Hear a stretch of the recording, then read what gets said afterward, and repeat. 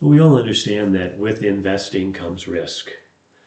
If you don't understand that, then you're working with the wrong person. But there are different levels of risk and different types of risk that you have to deal with or be comfortable with if you are investing in this, particularly in this case in the stock market. Today I'm going to be talking about geopolitical risk. Those things that happen, the unexpected things, maybe they're one time or maybe they're an extended period from something that happened that we weren't ready for. The chart that I'm going to be reviewing today was supplied by LPL Research with a variety of different resources, and it's going back all the way to 1941 with about 25 different events that occurred to show how did the S&P 500 fare for 1 day, 3 months, 6 months, 1 year later. What was the total drop for that 1 day and the total overall drop? And what were the averages over time for all of these put together? Trying to keep things in perspective. The first one we'll look at, a Pearl Harbor attack. That was certainly unexpected. It helped bring us into World War II. In 1941, the S&P 500 dropped almost 4% that day. Total drawdown, or the total drop, was just about 20%.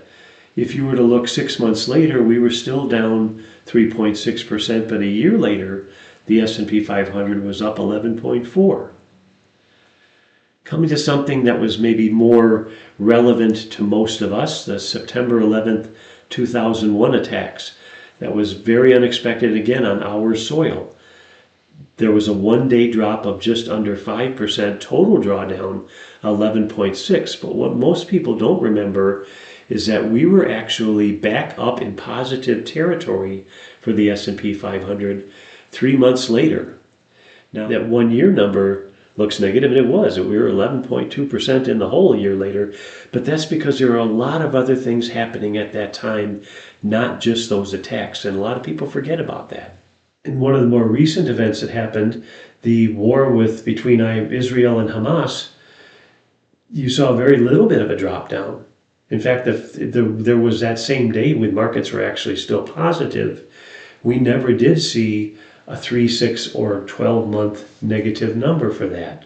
That's not to diminish what happened. That's just to show that not everything that happens around the world affects what happens in this case with the U.S. stock market.